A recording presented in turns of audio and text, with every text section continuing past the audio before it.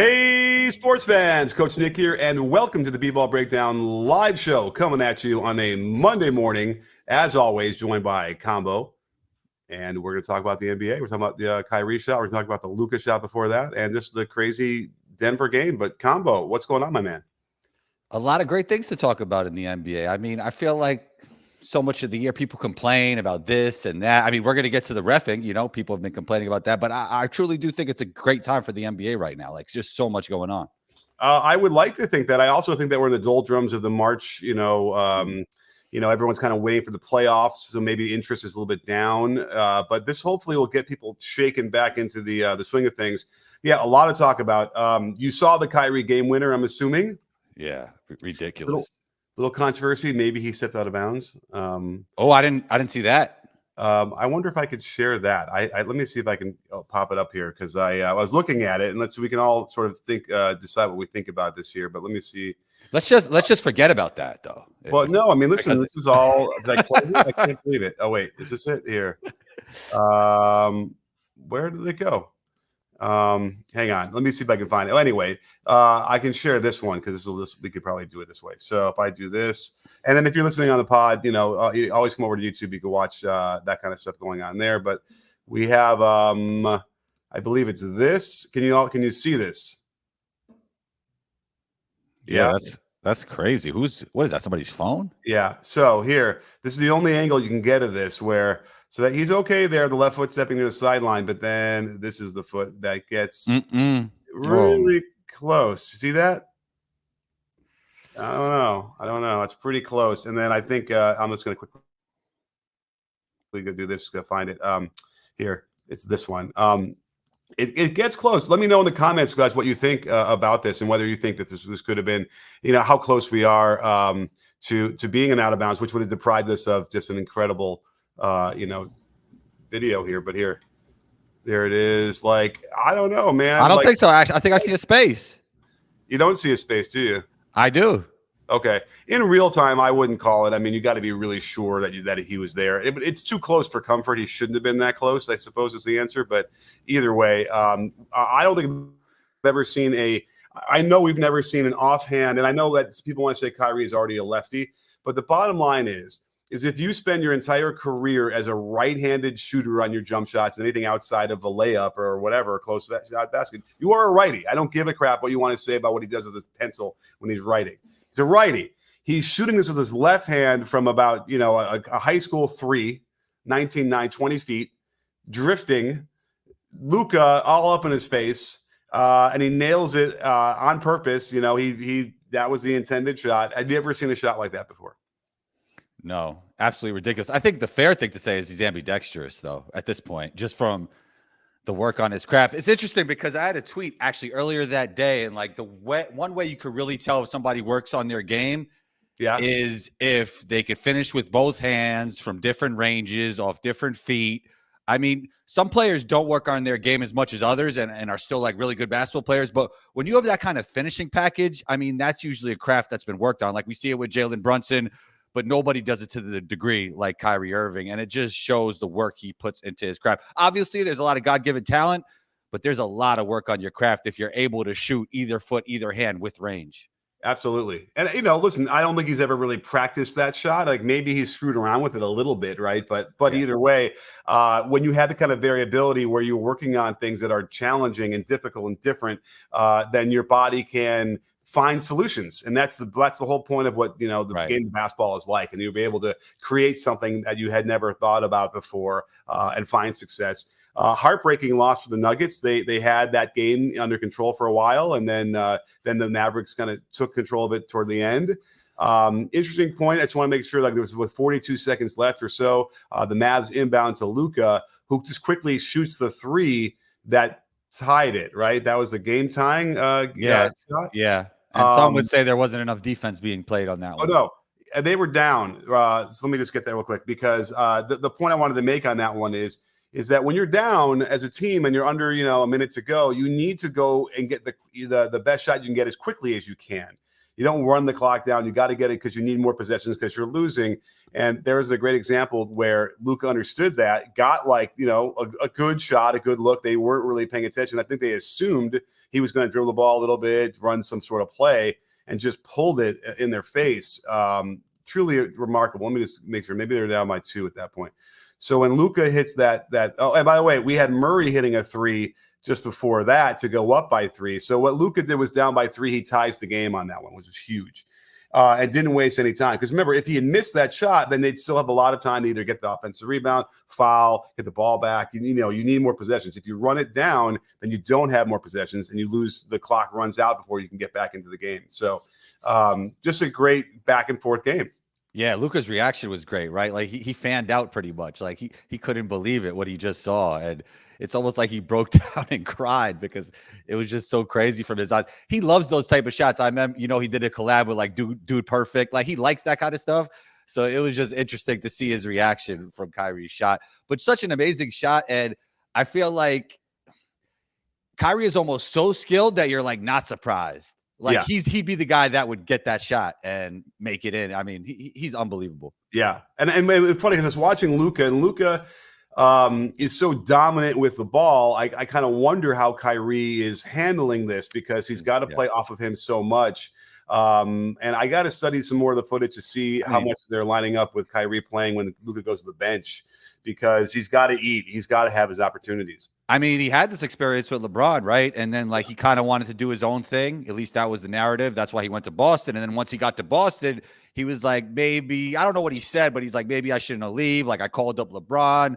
He was reminiscing on those moments, and he almost has it back at this point. Not saying Luka and LeBron are exactly the same, but they're, bigger point guard type players. So, things come full circle, and he knows how to play with a guy like that. Oh, and absolutely. And functionally, they are the same. I would say Luka and LeBron at LeBron's prime played a very similar way where you had to play off of that. Is Luka a better passer than LeBron? That's an interesting question. I think he makes the spectacular pass more often than LeBron. Yeah. I don't know if he makes the right play consecutively as well as LeBron, if that makes sense. But both absolutely great passers, like both phenomenal. I mean, Luka does some for the highlights. I think Luka's better though. Yeah. Well, I just did the video. If you haven't seen it, go please check it out. Where Luka does the no look pass to such a degree where he can manipulate the defense with his eyes, literally Jedi mind trick kind of stuff. And LeBron doesn't do that. And, I'm sure he probably could. And we've probably seen some no-look passes in my brain. I can't search for anything right now. But, I'm sure he's done it. But Luka so consistently does it and so consistently gets the defense to be moving out of position because they assume he's going to throw it where he's looking. And then, boom, he hits the other pass. That is, next level stuff. In fact, he had a pass last night where he drove to the baseline on the right side, and then the guy on the corner helped off onto him, so he turned and blindly threw it over his head backwards to the guy in the corner who blew Derek Jones Jr. misses the 3, unfortunately. But I made a point in my tweet saying it wasn't fancy to be fancy. That actually was probably the best way to make that pass, because you want to be deceptive. You want to lure the defense in, and without having to jump in the air and rotate and hang and whatever, it's easier to just take the ball and lift it over your head and just flip it behind you because it's wide open. So it's not to be fancy. He is doing this as a very strategic way to move the defense, get his teammates open. And he does it enough where I have to imagine it's fun to play with him and not as frustrating as maybe I was thinking in the beginning of this conversation, where Kyrie, is upset about having to deal with the heliocentricity of Luka. Luka moves the ball. He definitely will find you, and that keeps the teammates happy. I mean, you say it's the right pass. Is he the only guy that could make that pass in the NBA? Well, obviously we've seen Jokic make that pass. Other than that, who throws those kind of passes? Who's the white chocolate now these days? I don't know.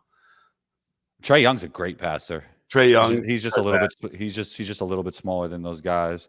I mean, Harden is a great passer. Not as quite. He doesn't have quite the creativity like a Luka, but a really great passer himself. Tyrese Halliburton, he's up there. Yeah, absolutely. There are some Yeah. guys, right? And Yeah. we talked about this before, but like, I would love to be able to solve that riddle when you're coaching players at younger ages, how to create players that will do that. And I think we both sort of discovered or had said that there's some notion of personality, like that's your personality expressing itself. Mhm. And you don't change people's personalities like that. So they're not going to just gravitate towards throwing those kind of passes. But I do feel like you can create environments at younger ages where they're not as scared to do that, and then you can maybe tap into that and find things that you wouldn't have normally thought that were possible. I mean, you could work on passing, and I feel like probably the best ways would be in a game setting, but I do feel like it's also more of an innate skill than, let's say, shooting, especially spot up shooting, you know? Interesting, really? So you think it's more of a skill than the shooting? It's No, more of an innate skill. They're both yeah, skills, which obviously. kind of goes back to the personality thing because you Yeah. have to derive pleasure from doing that, and also Yeah. avoid that dreaded feeling of making a mistake. Where you have to be able to separate that notion of, oh my god, I can't possibly think about throwing this because what if it goes out of bounds? Luka doesn't think about that. He'll smile if he ever throws it out of bounds or whatever, and realize, oh, okay, I'll adjust the next time. But some players might just get so nervous, scared, whatever, they won't even try it. It's like what Curry. With Curry, it's got to be a little bit maddening to coach him because he'll do stuff that just makes you want to rip your hair out. But you realize that without that mindset, without that freedom that he plays with, he wouldn't be Steph Curry at all. And you have to give him that leeway, or else you're not going to get the amazing stuff. Yeah. Yeah. Another great passer, Steph Curry, Yeah, absolutely. Yeah. Now I see some really great comments so far. We see Mehmet, thank you for he's really excited that we're covering the Mavs and Luka. And thank you so much. By the way, if you want your question answered in this show, the best way to do that is over on the YouTube side by Super Chats. It'll really help us keep the show going. We really appreciate it. We'll put the thing up on the screen. We'll give you a lot of love. So don't forget about that. But anything else about this game that stood out in your mind? I mean, with that kind of finish, I mean, what else really matters? I think like the lob threats now that the Mavs have, right? Especially with Lively and Gafford, I mean, that's really great for players to have at their disposal, like Kyrie and especially Luka, when you have those type of lob threats. And I think having those guys, makes them so much more dangerous. I talked about how Lively would be a perfect fit even before he got drafted by Dallas. So I'm glad he ended up there. It's just the perfect place for him to play, and he's playing so well. For sure. Now, the biggest problem that Mavericks have, like they're winning in the last 10 games. I'm just kind of curious. Their defensive rating is terrible. Their defense is terrible. And I was hoping that Gafford would come in and like make some plays, which he has. He's blocked some shots. He's been active on that end, but it's a sieve. They can't keep the ball in front. They can't rotate properly. Like whatever Jason Kidd is doing is not working. And it's going to kill them, and it's going to deprive us of probably anything more than a first round appearance in the playoffs. I don't think they're going to get past the first round.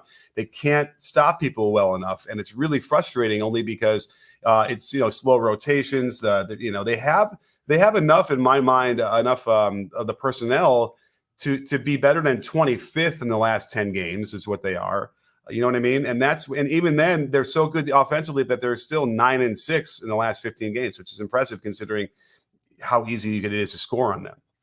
Yeah, I guess with the usage that the usage is not like evenly distributed. So it's so tough to have that type of energy on the offense and defensive side, like because Kyrie and especially Luka are doing so much. But I would say it feels like, maybe you could dig into the stats on that. It feels like Kyrie's really not holding the ball that much this year. Like he's like making like really quick decisions. Yeah, we can do time of possession if you want, or even usage. But let's just go back to defense for a second. Here's the thing about Luka is, and I get it. I don't want to blame him. Listen, he's the culprit in a lot of the defensive issues. There's no question. And they're going to roast him. If I was going against him, we would isolate, and that's what the Nuggets did. They went at him, and they would score easily. He doesn't want to foul. He's tired. I get it. But they need to probably shave a little of the usage rate down then, so that he needs to be a little bit better on 2 or 3 of those possessions. That's it. All I want is a couple more possessions, but it's also a leadership thing because he is the leader of the team. He needs to be able to make some defensive plays, inspire the rest of the team, demonstrate the rest of the team like that he can also do it. That the game is not easy. This is a hard game to play. You have to be able to do that. And if he's not going to to be able to show his teammates that he can make some defensive plays, show some more effort, then they're not going to do it either. Unfortunately, that's a big difference. And what was shocking about Nuggets is that, like, going down the stretch, they lost a game. And listen, they're going to lose games down the stretch because no team is undefeated in close games. But they are so good and ruthless with the way they execute. And then even when it's not working and it breaks down, you got Jamal Murray who can hit a three just out of nowhere. And then you got Jokic, is probably the single greatest offensive weapon we have in the game today. It's the Nuggets are the team that I don't see anybody beating in 4 times in a week. Yeah, I agree. I mean, I think we've probably said this every episode, right? I mean, yeah. I mean, as long as they're healthy, and they don't need more than a 7 or 8 man rotation, which they have with Brown, Reggie Jackson, gosh, who's that really good defender coming off the bench that I'm blanking now? God damn it! For the Nuggets? What? For the Nuggets? Yeah. God, a good athlete. God damn it! I'll tell you in a second. I can't. I was just looking at his name. Someone I'm sure they're screaming at me right now in the thing. Peyton Watson, thank you. Peyton Watson. Yeah. That's the 8 guys they need to play. That's it. And then in case there's some foul trouble, they can do a couple other guys and hopefully not get killed on those minutes. But again, I don't see anyone beating Denver. They're just so calm, collected. They know how to do it. They're ruthless in their efficiency and their execution. I don't know how you stop them. And then defensively, they've got enough with guys like Aaron Gordon, Jamal Murray is solid. And Jokic just keeps improving as a defender too. Yeah, and when he picks his moments too. That's the other thing. So he's not, it's like that's what I think Luka needs to do is he needs to pick more moments where he can be an effective defender. And again, it's probably on the margins, just a couple possessions more a game. We would be able to start to change some things around, get him from 25th in defensive rating to, I don't know, 15th. And if they can do something like that, then I'd feel a bit better about maybe advancing to the second round at least. But that's a real problem. Tim Hardaway Jr. probably has to be a little bit better and a little bit more consistent to take, because he's probably their 3rd best guard when it comes to offense. So he probably needs to take on a little bit more to give Luka a little bit of a rest, like not play so much of a heliocentric type style. Yeah, but I don't think he's the answer because he's killing them. He's making mistakes that you just got to wonder, especially from his level of experience. It shouldn't be happening. Even it's like off target passes that aren't even turnovers. It's just like torpedo the offense. That's why he's the X factor, because he has the talent. He's just not as consistent as he should be. I think at this point I might be like, okay, but you're right. That's a really good point. Okay, if you want to cut down a couple percentage points on Luka, that's what I mean. I would just say give it to Kyrie. Figure that out. Although we got to look exactly how that breaks out in terms of usage when they're both on the court, because I bet you Kyrie is doing some work as well. But I think that's the answer part of it. And depth probably, right? I mean, do they even have like a great 8? I don't know. Dallas. No. Well, I mean, with Kleba, he's got a lot of experience, and so now he's their 8th or 9th guy. I kind of like that idea, but I'm not sure he's playing as well. And then Lively has been really good, but he's like a rookie giving you minutes. Right. I mean, I guess Brown was like that with Denver, so I mean that worked out for them, but. For sure. And by the way, like PJ Washington, I like how he's fit in as well. Yeah, he's a good player. He's looked good to some degree. Josh Green, they have the pieces. They have guys who can fit in. So it could be coaching. It might come down to like the coaching thing where kid hasn't been able to figure this out that well enough. And that's on him. We have our first super chat though. Let's get to that real quick before we get too late in the long in the tooth for that one. Buzzer Beater. Thank you so much, Buzzer Beater. Great to see you. Please do a deep dive on the OG Barrett post trade. I've been meaning to do. I was going to do a video right when it happened, and then I don't know. The footage just wasn't grabbing me. Clearly, though, OG has been a revelation for the Knicks. I think they're 15-2 with OG. Yeah, and by the way, he's got like one arm at this point, right? That elbow, I think he's grabbing, it's hurting him. He's I think he might have re-aggravated it, but his presence is just ridiculous on both sides of the floor. It even outweighs like what his stats show, right? Like what he brings to that team. I mean, there's no more quintessential Tibbs player at this point in the league than OG. He's also, and on top of that, he's also like if you like the analytics side of the game, he's great on that too, because he could shoot the corner three, doesn't shoot a lot of mid range, could get to the basket even once in a while, attacking closeouts, and he guards. So like he's a great Tibbs guy, but he's also great analytically, which they need. Because Brunson and Randall do like to play that like grinded out basketball. So he fits so well next to those two. For sure. Well, let's talk about that a little bit, because I was going through the last couple games where Brunson's been taking, 35 shots a game, because he has to without Randall. Back-to-back 40s. Yeah, and it's a lot of work, but like I don't think is there a better mid-range pull-up player in the league right now? KD. I don't know. KD, you said? KD, yeah. Probably, but other than that, and then pound for pound because he's smaller. I'll say this though. I'll say this. Outside of Jokic, he's the best post player and has the best floater game in basketball. Yeah, well, I've been saying that for sure. I mean, I'm not even sure his floater game is good. I don't even know if I see him taking like a ton of those. I love the shiftiness though when he turns those drives into post ups. Every guard needs to learn how to do that, because you're not always going to be able to get all the way to the basket. You're going to get cut off. You're going to get into traffic. And what he can do on turnaround fadeaways, up and unders, all manner of clever footwork is really just fantastic, and so just jittery, I suppose is the word, where he's explosive on those moves. It's just amazing to watch, especially for a guy. I mean, is he 6'1", maybe? Yeah, he's probably around there. Who's better, him or Kyrie? Oh, it's interesting. It's so different, because Kyrie is more like he'll get up in the air and hit like a double pump on the way down, high off the glass kind of stuff. I mean, Brunson, you could say, is having a better season, but I mean, Kyrie's the better player, I think. That's an interesting. I mean, it's I don't know. I haven't really. They're so different in a way, right? Like in their approach and their body type and everything, that it's hard for me to like compare them and like why you pick one over the other, because it's so different. But I mean, I don't think we got to answer the tough questions, Coach Nick. We got to answer the tough questions. I know. Well, listen, Kyrie is probably the best finisher at speed on drives. Now, the only problem is that we should look at the numbers right now. At some point when I felt that way, even a few years ago, like you look at his field goal percentage around the rim, and it wasn't, the top 10. And it was like frustrating, because you see it and you see when he's making these amazing shots and the skill level is incredibly high.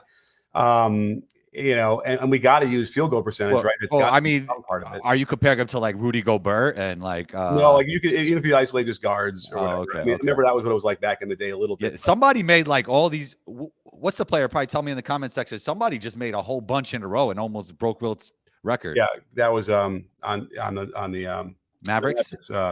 Okay, from Washington. Yeah, Gafford. That's good. That's good to see, because when Luka dropped 70, they were missing a whole bunch of bunnies. So shouts to Gafford for providing that. Well, yeah, I mean, if you watch how they operate, Gafford is just one of his favorite targets out of the pick and roll. Mm-hmm. And what's nice about Gafford is he can give him. I pointed this out in the video. Go watch the Luka video. He can short roll passes to Gafford early and let Gafford go. You can't really do that with Lively, right? Lively, you got to hold it longer, let him get closer, then you can lob it. But with Gafford, you can give it to him. He can put the ball on the ground. And then finish strong. So it's a perfect fit for him. They just got to figure out how he can get better defensively, how Lively can get better defensively. There's just a lot of sort of confusion, it looks like.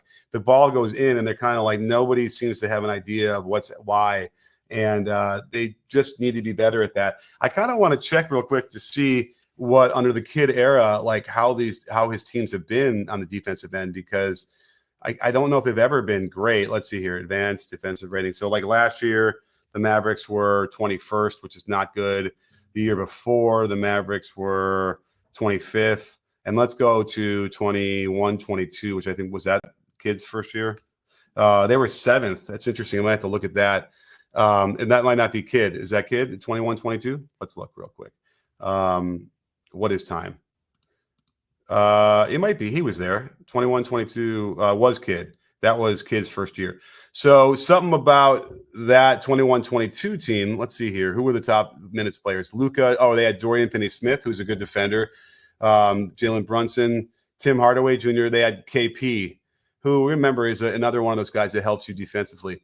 So, that's different. Yeah. And that explains a lot. So they need to figure that out. And again, what they did to do with the PJ Washington and Gafford trades, that did address what they needed. But just it's the schemes. They're not on the same page. They don't move together, and they got to fix that if they want to get past the first round. Although you can always argue that Luka can take over a series and win you a series, but I just don't know. The first round maybe. Okay, let's get to some more super chats because they're coming in. Thank you so much. We got Joe. Oh, come back, Joe Star, 777. Thank you so much, Joe. Luka, KD, LeBron, Steph, Kyrie, Booker. Are we looking at the best play-in tournament of all time? That's a great question. Great question. How many play-in tournaments have there been? How many what? Play-in tournaments have there been?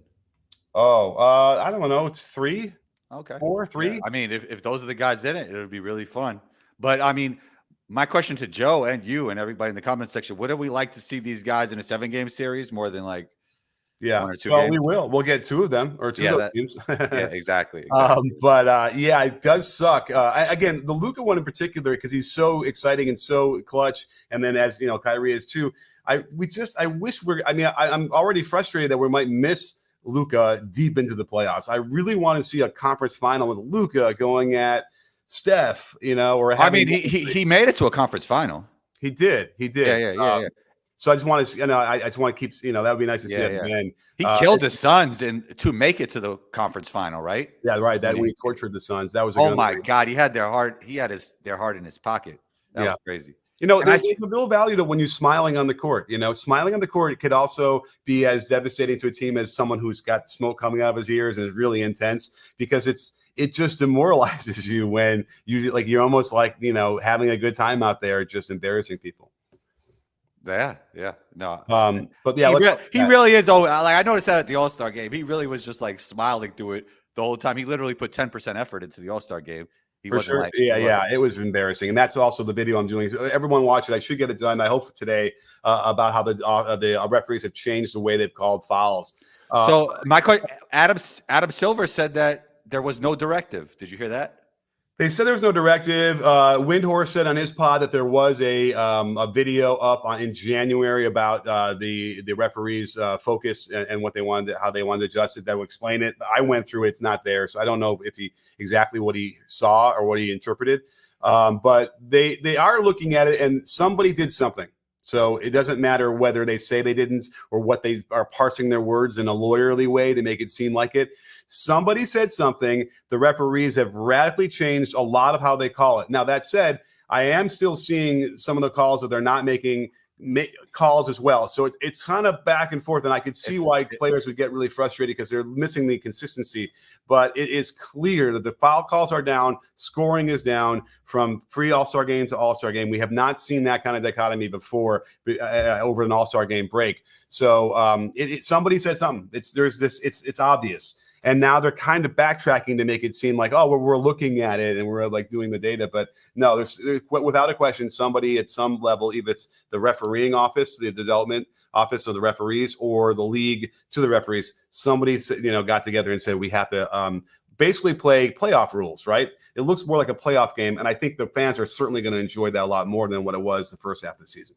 I mean, it's benefiting the Knicks. I'll tell you that. They're able to play with the physicality that they couldn't earlier in the season. So, yeah. Now the record for the Knicks isn't amazing, but again, without Randall, it's tough. They need Randall back. They need to get Brunson some rest, or some support on that end as well. It's too hard, and I'm surprised he's not. I mean, a puddle of sweat after each game with nothing left. It's amazing how he still has any energy. Yeah, I mean, tough Kings win, like on the road, playing on West Coast time and a tough crowd. Yeah, that's a big win. Yeah. But you know what else I noticed? I feel like every ref didn't get the memo too, because we see some low scoring games and then we still see some like really high scoring games. Yeah, that's true. I mean, I think that that's the inconsistency we're seeing, but I also, it's too powerful. The numbers are too convincing to me. But I have the footage. So that's the thing. So we've seen a couple guys do some substacks about it, which are good in analysis, but I'm going to be able to show you the specific types of calls that they're eliminating or they're not calling as much as much. So that's the point. That inconsistency could just mean we're going to not call all of them, right? So the real subtle push on the waist when the guy's almost about to jump, which is, an old vet trick. Yeah. They were letting that go. They were calling that a lot in the first 50 games of the season. And I seeing more and more evidence that that's being let go.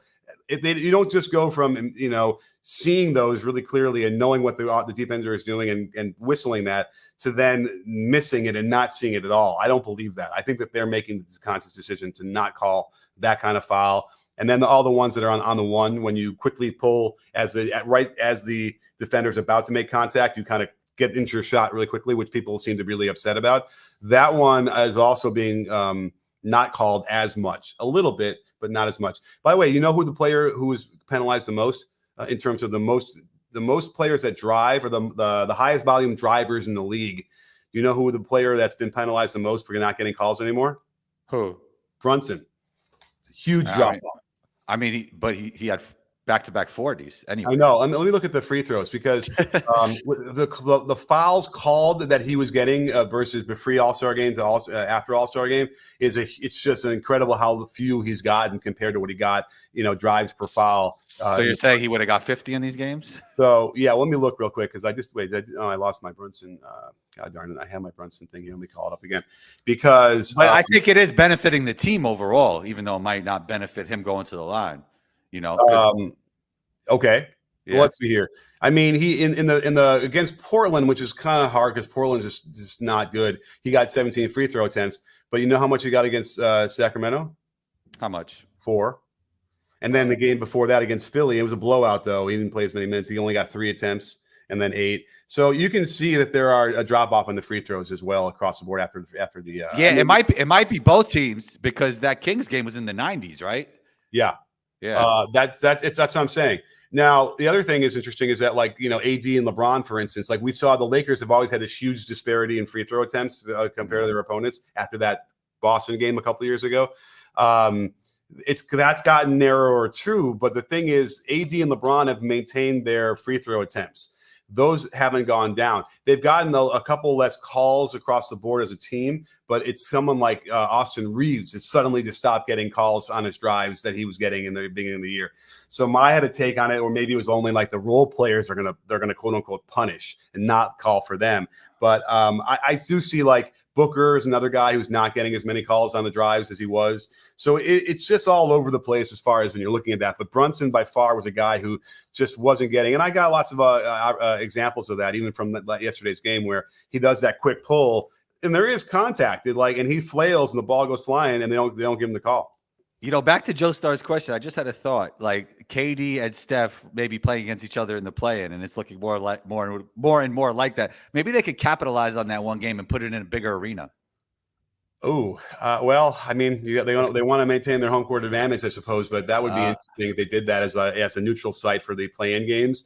No, just because it's KD and LeBron. You could shift things last minute. I mean, they put out The Last Dance earlier, right, in the pandemic, because they knew everybody was home. I mean, you could switch things up real quick if you think it benefits the league. I mean, that's interesting. Now let's look at the bottom of that, the Western Conference, because it's not just necessarily those 4 teams. Sacramento and the Mavericks are tied, and so are the Phoenix Suns for basically 6th, right? So any of those teams can move up. Now the team in 5th, New Orleans, is 6 games behind. They got a 2.5 game lead with about 10 or 15 games left.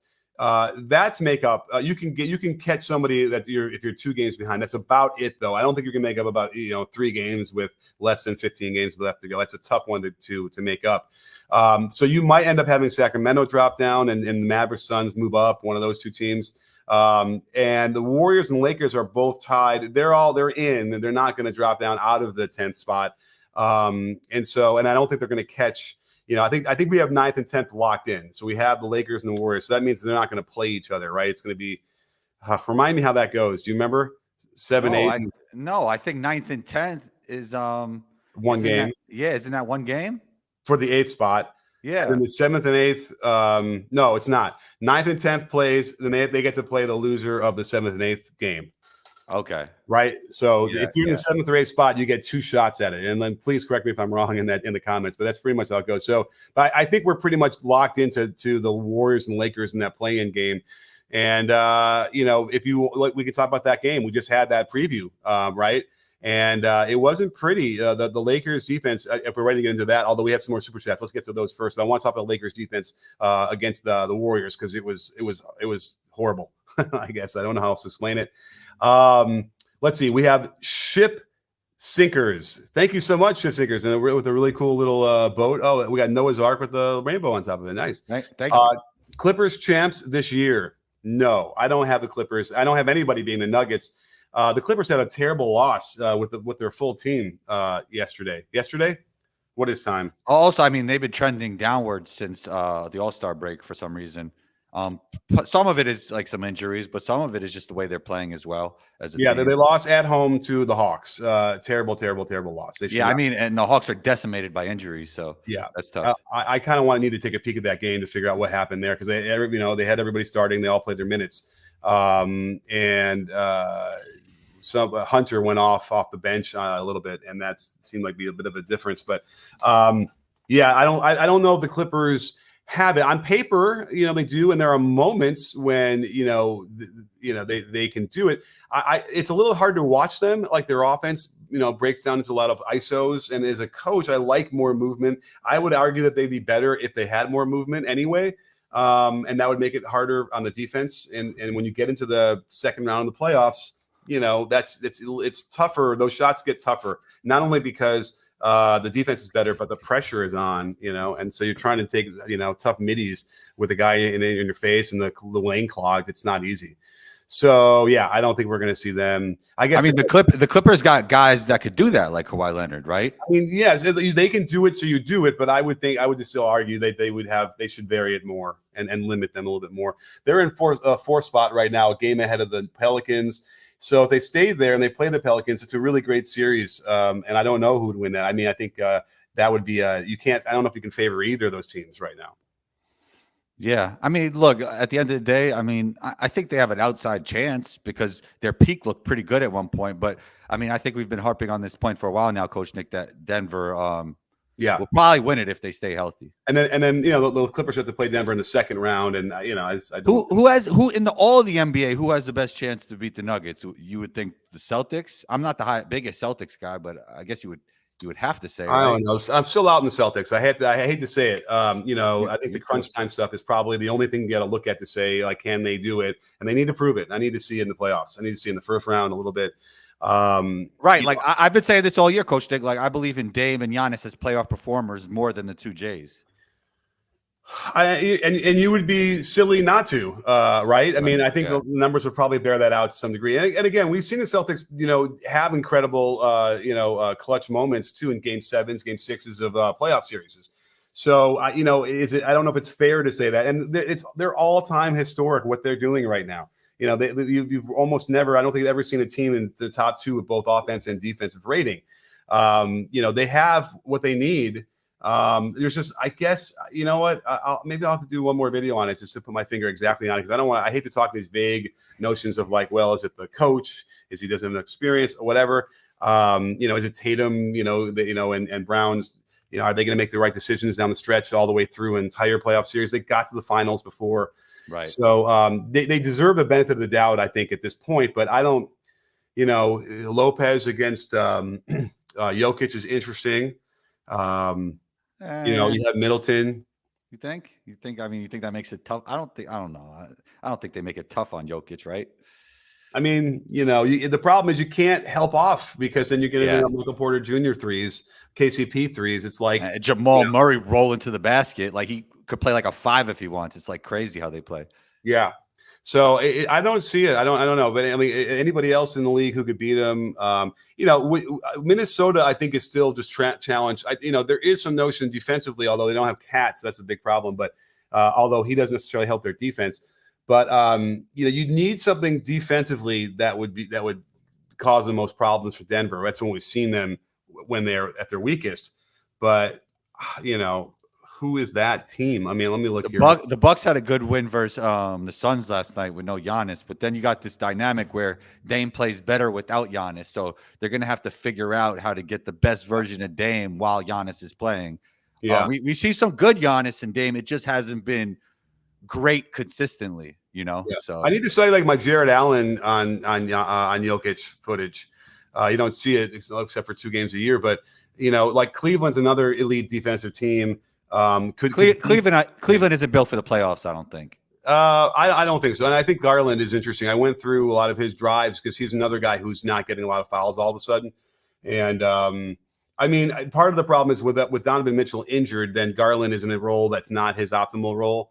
And so he needs, kind of like how Kyrie probably is best with, alongside Luka, Garland needs Donovan Mitchell alongside to take a lot of that usage rate away from him, and then they make him better. It's interesting that you say that because they actually went on a run once Mobley and Garland were out because they doubled down on Jared Allen and Donovan Mitchell on doing more work, right? Like they kind of figured out their identity in that moment. Right, which would probably mirror more of like what you do in a playoff series when you shorten the rotations and go with what you really have. So I don't know. They're an enigma. They need to get Donovan Mitchell back and healthy and playing at his best. And you know what? They might shock somebody. Cleveland is an intriguing team to me to some degree. They're third in the East, and they're pretty much locked into that spot. It looks like so they'd be playing, probably Indiana or Miami. Gosh, that'll be an interesting first round series too. And then we got to find out with Philly. Philly, by the way, has dropped off a lot post All-Star game with the fouls, but it's really just because Embiid's not been playing. But we have Ken C. Thank you so much for the really generous super chat. And I'm sorry we got sidetracked for a second and didn't get this quicker enough. But here we are. Hopefully you're out there, Ken. Thank you so much. He says Clippers and Celtics. Who have more pressure on winning it all this year? Who has more pressure on them? Is the Clippers or the Celtics? Interesting. What do you think? Celtics. But the Clippers, they've had Paul George and Kawhi Leonard for several years now. They finally kind of got out where they're playing a lot of regular season games together. This might be the last shot they're going to have at it. But all that mixed in, you still think the Celtics have the most pressure? Like who's putting the pressure on them? Well, I guess let's figure out where the pressure is coming from. I guess a lot of it is like fan pressure, media, and then the organization, the front office, right? That's kind of who puts pressure on these teams, on the players.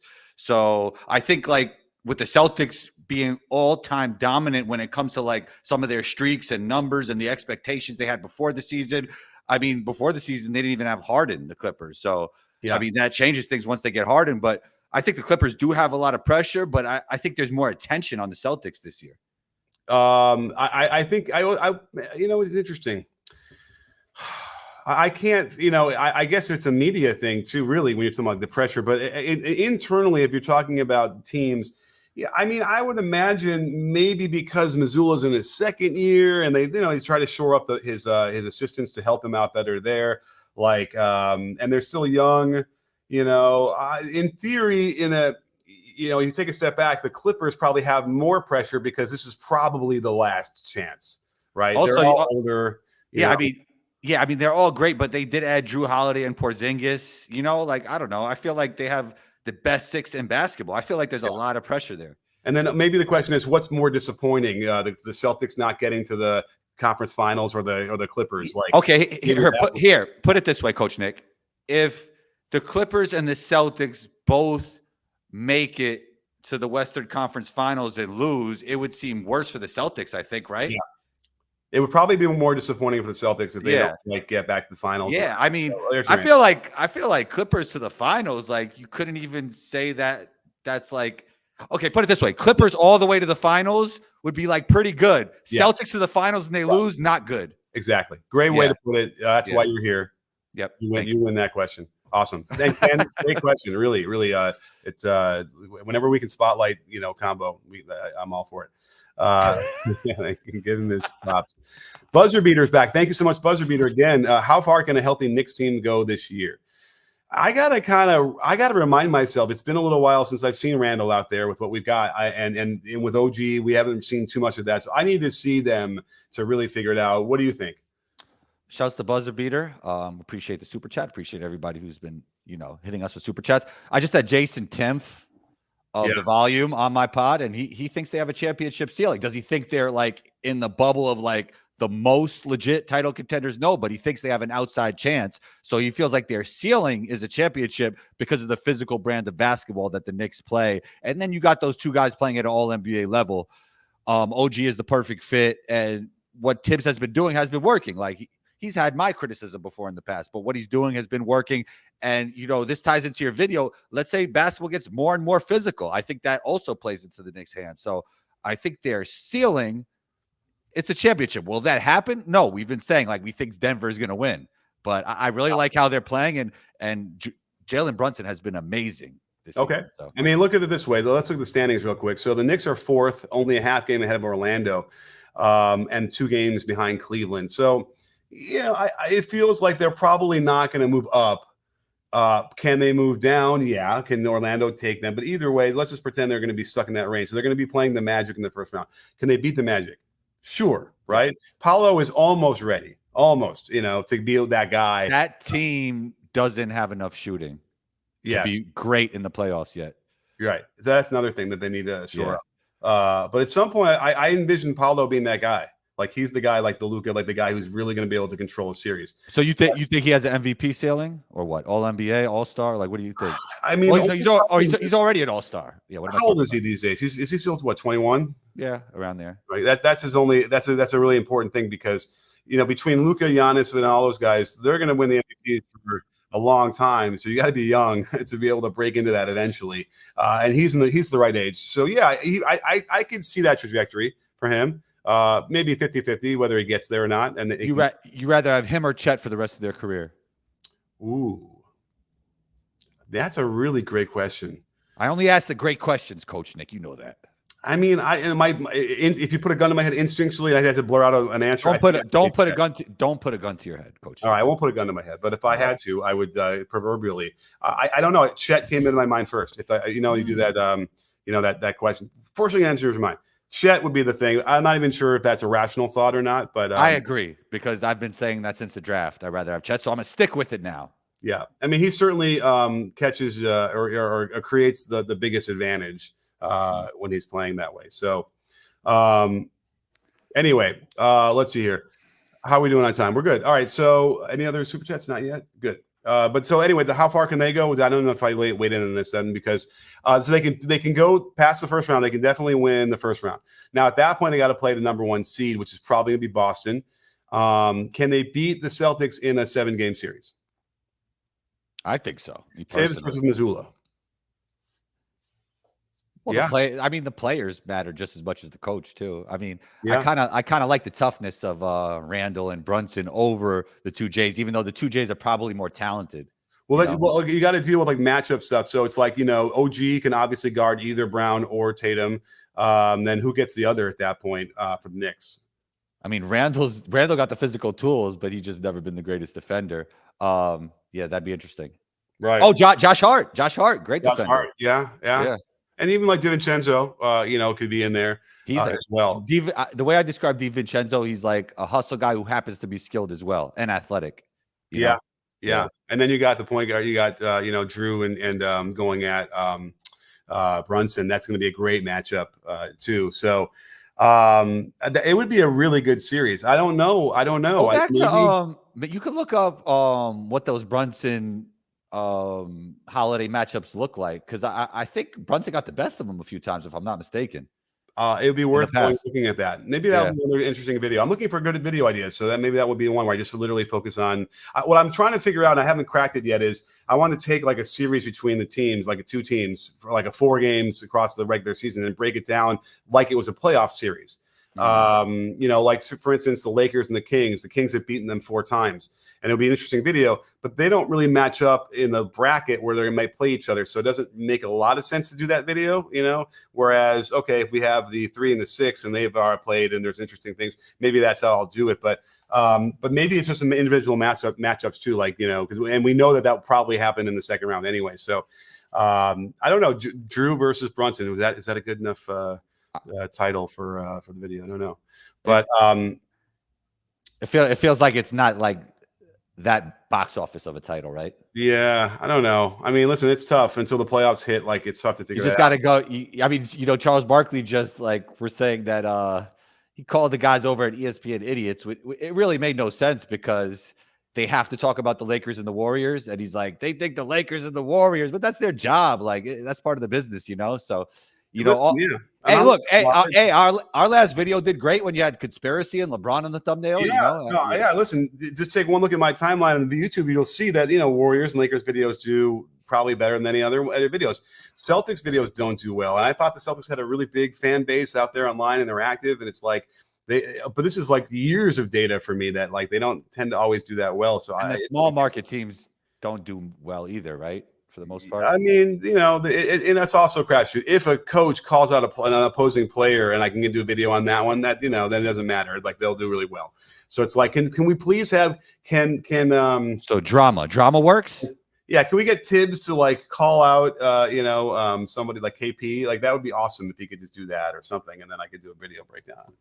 It's 2024. Just make it up, Coach Nick. Just make it up. Well, Ken is back. Oh my goodness. Thank you so much. You're so generous with the super chat. Again, Ken C.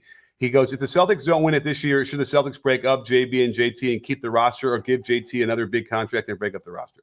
Roster means White, Holiday, Porzingis. I mean, those guys are like superstars in their role. I don't know if I would want to like give up those guys. I don't know, man. I mean, would I take Brown and trade Tatum? Now that's interesting. I've always been higher on Brown than most and lower on Tatum than most, so I'm not mad at that. Right. I'm in the same boat. And so, I don't think you need to break it up. I mean, listen, this is going as well as it possibly can go this year. I mean, unless it got to be, unless something happens in the playoffs that it's so indicative of a problem that I don't know. By the way, I finally figured out why those things are happening with the thumbs up. Really? I've been. Yeah, there's a button on the Mac that says reactions that you can control. I can make this into portrait mode, or I can make it, not blurry. In this thing, there's a thing for reactions, and apparently when it goes on by its own. And so now, if I put the reactions on and I do that, or sometimes remember that it'll do it. So I think if I turn it off, it won't happen anymore. Anyway. So let's get back to the Celtics. I think that, that they should keep it together. I mean, again, unless it was something so bad where then maybe it's the coach you got to get rid of at that point because they were just screwing up late game situations and the timeouts were being mismanaged and reduced, all that stuff. If that became the issue and they got so thoroughly outcoached by Tibbs or by, I don't know who else in the Eastern Conference that outcoached him, like Spoelstra, that kind of thing. Then you get a new coach, but I don't know if I would break up this team like this. Maybe the Celtics should just do something different and take Mazzulla's ups and downs and just go with it. If they like, because we see like a lot of the teams that do great kind of build over a long period of time with their players and their coaches. Like we see it in Denver. Like we see how good the Miami Heat are, right? I mean, the Spurs are terrible this year, but they were so good for so long, just doing it the right way and keeping one coach. Why not? Like, you got a young coach. If you think he's like good, like you don't have to keep switching coaches. I don't know if that's always in the best interest of the team. Well, but at some point, it's at some point deep in the playoffs, right? That's a big make or break thing, right? And at the end of the day, Brown and Tatum have to be great for them to win in the playoffs. I think that's like so much more important than whatever Coach Mazzulla does. Maybe. I mean, I just remember there were things like, the last year that were so troubling coaching wise that you can't make those. You mean like malpractices? Yes. Coaching criminality. Yeah. All right. We got another. Hang on. We got another couple. Buzzer beater. Thank you so much again. Who is the best NBA coach to study and the worst? So that's a good question. I like Spoa, Coach Nurse as, two of the, best to study. I like that. I like Daigneault. I like, I'm not ecstatic with Philly right now, but certainly. I mean, they don't have Embiid. I just like how Nurse thinks outside the box. Okay, I do like that. I think that I think Miami's Spoelstra is definitely the guy. You got to watch. I mean, listen, Kerr and what they do offensively is just terrific. And let's get into that because we didn't talk about the Lakers in that game against the Warriors. Where as far as that goes, if I was going to build an offense, I'd study those because also what Spoelstra does I love so much is the get actions where the guard throws it to the big and then follows his pass right back for a handoff or fake handoff. Also what the Warriors do, and they string those actions together in a real flow way, which is important against those good defenses. So I'm sure we're missing. Daigneault is good. Who else should we mention out here real quick? Mosley's been really good for the Magic, like the way he's been having them play defensively. Okay. I mean, shooting is like, I mean, you're either can shoot or you can't. I mean, that's more player development and your roster. But I mean, defensively and the way that team is playing hard every game, a lot of that is personnel, but a lot of that is also coaching. Okay, fair enough. Well, let's really quickly talk about the Lakers, because I went through all those the buckets by the Warriors, and it's a mess. Because he wants to know the worst coaches. Well, Oh, and Ty Lue's pretty good too. Tyler was good. There's certainly Yeah. the adjustments that he can make. That's the difference, right? That can make a difference in a playoff series. Darvin Ham is probably the most maligned coach out there, and the Lakers fans themselves, really, the slander is thick out there. Have you seen it on Twitter? Is it valid? What do you think? I kind of want to do a deeper dive on it, because the surface thing, I get it and I can see. And I wonder if it's more of like they're just reacting to his personality. Like he's not a rah-rah. He's not up there. He's just very calm. And I kind of like that presentation. But to a lot of fans, that might be triggering in a way that makes it seem like he doesn't know what he's doing, doesn't know how to communicate what he needs them to do. His post-game comments aren't great. I will definitely say that, as far as accountability and what he needs, does he really know what the problem is, or is he just saying the typical stuff that players and coaches say? And so, but the bottom line is the defense is terrible. LeBron James is terrible on defense. It's embarrassing sometimes. And it's even like with the IQ stuff, which he's usually so good at, just not in the right position, not reading properly, not moving, just doesn't want to have to use any energy on that end. And remember I said about Luka needing to have a couple more possessions per game where he shows more energy on that end to inspire and lead. Well, it's the same thing with LeBron. And, if LeBron's not going to do it, if he can't do it, the rest of that team is going to follow. And that's what's happening. And it's really bad. Yeah, I mean, you want to AI clip that? I mean, that'll do well on Instagram and Twitter and YouTube Shorts. So that's why I waited till the end. Yes. Well, we got to clip this. We got to talk to the team to clip this. Yeah. Oh no. Anyway, they're 18th in defensive rating right now, and over the whole season. I'm just curious. Last 15 games, if it's any worse. They're 28th over the last 15 games. And by the way, it's funny because with the way the fouls calls are going, their defensive rating might have gotten better than their overall, but because everyone's offensive rating has gone down, that you got to look at the rank. So last 9 games, I hit that by accident. Let's see, the last 9 games, Lakers are 28th. I bet you it doesn't change for the last 5 games. So it's a real problem. You're supposed to be getting better as you're moving toward the playoffs, and they're just one of the worst teams in the league defensively, and it shows. It's really not good. Yeah, I mean, you were critical of LeBron. His defense hasn't been great, so I think it's fair. But I would say offensively, I mean, he was pretty amazing that night against the Warriors. I mean, what did he do? He had 40, and I mean, his ability to play bully ball and then keep that savvy from the perimeter and be able to get threes off. I mean, he had one stretch where he went like bully ball 3 straight times. It felt like got a bucket. And then the next time he ran to the corner full speed and hit a fadeaway 3. Now, they said his foot was on the line. They didn't count it, but just the ability to play bully ball and then get to a 3-point shot. Like, that guy is in such incredible shape, even though, from your account, he's probably taking plays off on defense. But, I mean, he's in such great shape to be able to do that. Well, right. And you're supposed to say, okay, great, he can hammer people on the offensive end so that it's a net positive overall because, even if he's giving up, 20 points, he's scoring 40 and whatever. But when you look at the general inactivity, I mean, I took notes. I'll read you all the notes because I don't want to just focus only on LeBron, but like AD got taken a couple times by Kuminga. Well, AD got hurt too. Yeah. And now he's got an eye injury, which I have to see that injury, see how bad it was. Doesn't sound great, Bob. But then, Rui is not a good defender. Slow feet, doesn't have active hands. He just seems generally lost. D'Lo is not active at all. He'll point out stuff that maybe he should be there, or he'll realize way too late that he needs to jump down and stuff. But overall, just a distinct lack of energy on the defensive end. And that would probably go towards the coaching.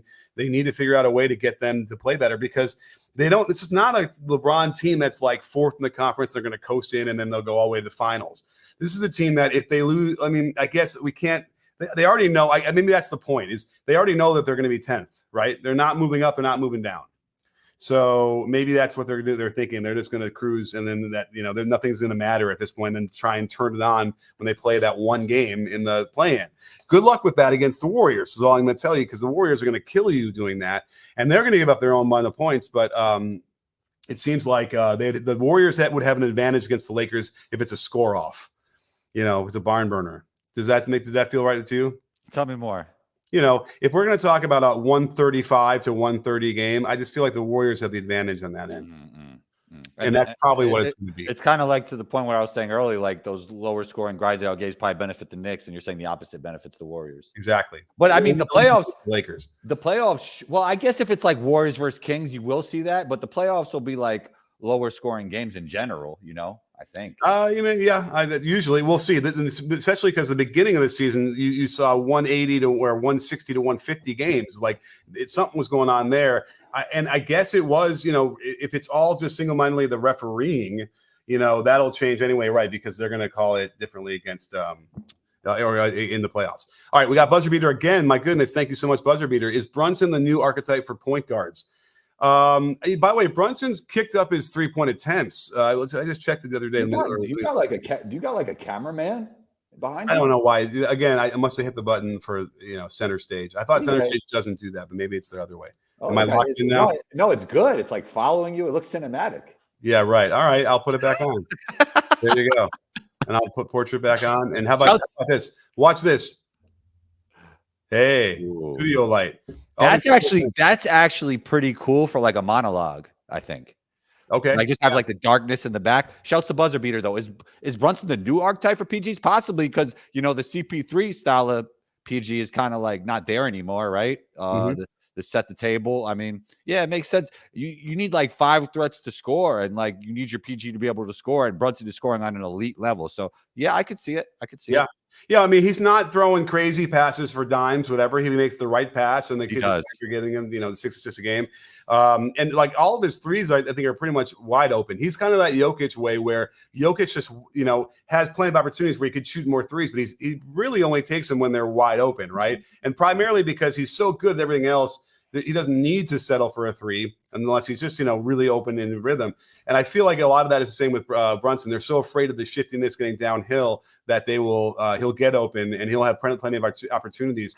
But he's taken, almost 7 a game, which is a great number for him. I thought, it used to be lower. He's been in the 4s.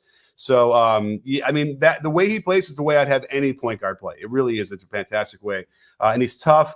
Nothing really bothers him. He'll complain about some calls to some degree, but he doesn't go crazy off of it. He'll make his point on the way down. Doesn't he won't like walk down the court and not play defense. So just a tough kid overall. Rick did a fantastic job to develop this kid from the crib, and it's paying off. And all those guys from Villanova. Now, Buzzer Beater, are you going to do an NCAA bracket prediction show? Wow. I don't know. Are you up on what's going on with the NCAAs? Oh, you know what? I can't because the games start on Thursday, right? Yeah, I mean, if you wanted to do it, I would start studying. I mean, my problem is I'm out of town on Wednesday for the rest of the month, so I'm out. I'm on. By the way, if you're wondering, we won't do a show on Monday. I'm going to be out on vacation. So we gotta find another date. Yeah, so we got to figure that out. So if you're out there wondering what's going on, I won't produce a video starting on Wednesday for the next 10 days after that. I'm out of town. I can't do any work. Sorry. And I know what's going to happen. There's going to be at least 2 games that are going to be so amazing and so ridiculous that they need a breakdown. I'm not going to be able to do it. I'm already trying to let it go now. It's good to get off the grid for a little bit. Yeah, it is. It is. Well, you don't want you have a family. I have a family. I got family needs comes first. All right. Alan Tran. Thank you, Alan. Great to see you. Bill Russell was an active player coach. Would the Lakers be better off if LeBron pulls this? No. I don't think it has happened since the 60s. I think that's right as well. I know Wilt tried to do it in the ABA, but Tree Rollins for the Orlando Magic. By the way, Wilt went to the Clippers at some point, and I kind of feel like he was a player coach, but maybe he didn't play. He ended up being injured the whole time, and that was a little bit later in the 60s. But wait, what did you just say? Tree Rollins of the Orlando Magic was a player coach. Fun fact. What? When? Look it up. Tree Rollins? Tree Rollins. All right, I'll have to look that up. So everybody in the comment section, look that up. But I would say, like, I don't know if I have to whisper to this, but like LeBron is a player coach. I mean, right? He's already tried to do it. And I don't like it. I don't think you can do it. I think it's too many variables you got to deal with when you're a player. You cannot get enough of a perspective to see what you need as a coach as well. It's too hard. Le coach, le GM. You see the comments on Instagram and social media. It's all true. you see him leaning over the coach and like whispering and like signaling and trying to like undermine the coach, right? And that's is he behind is he behind Darvin Ham going like yeah, no, like that we've seen that we saw it with Vogel. I can't remember if I've seen it with Ham. And he actually did that. For my players, I love the players to be able to jump in there and weigh in and stuff like that and tell us what's going on. But you need the manager who's got a little perspective and distance to see things and also numbers, and crunching and all that different things they need to do to figure out lineups. You can't juggle all of that. It's too much, especially the way he plays. If it was like, if it was a role player kind of guy who's playing 22 minutes, like maybe that's the kind of player that could do it. But not, I don't see how LeBron's role could be doing that well. But but I like what you said in terms of maybe he's already kind of doing that anyway. And by the way, if that really is the case, it's not so great. Like it's mediocre. And thank you, Alan, for the super chat. We appreciate you. And when Joe Starr's back, thank you so much, Joe Starr. Really appreciate it. Thoughts on Timberwolves' deep playoff run and Ant?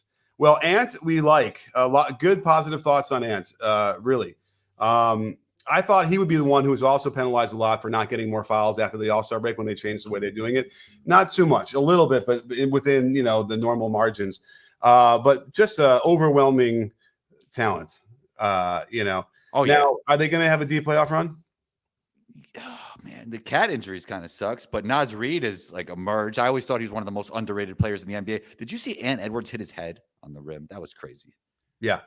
I mean, it's unbelievable what he can do, and the sky's the limit for him. MVPs, whatever you want to say. So for sure. I mean, listen, you don't take a starter and an all-star starter out of your lineup and think that you're going to still be good. There are moments though where Naz Reid maybe fits a little bit better. I'm kind of want to look at their record without him. So he's been out for 1, 2, 3, 4 for 5 games. They've won 3 of those. Indiana, Clippers, and Utah, and they lost to the Lakers and Cleveland. So, I don't know. I'm more worried about Minnesota and the way they're coached anyway. I feel like that's a problem that could cause issues, when you're talking about adjustments and clashes deep in the playoffs. So I don't think they're going to have a deep playoff run. Right now, they are locked into third. They're only a half game behind Denver, but I don't know. I feel like Denver, what they end up doing is they'll probably see. The question is, does Denver even care if they're second or third? They might end up resting their players down that stretch and lose some games. So you could almost assume that Minnesota could get in front of Denver, and the Clippers are not going to catch them. So let's just say they're second. They got to play the 7th seed, which could be. I mean, we're never going to know. But then they're going to play after that 3 and 6. So they'd play, that could be Denver. So they might have to play Denver in the second round. I don't think there's no way they're going to beat them. Wow, no way. No way. Right. That's interesting. No way is deep. Right. So then you got to start looking at like, what does Denver want to position themselves? No way is so absolute, Coach Nick. No way. No way that the Timberwolves beat the Nuggets. I think it's very unlikely. No way is. Maybe I'm paying too close attention to your words, Coach Nick. Maybe that's always not a good idea.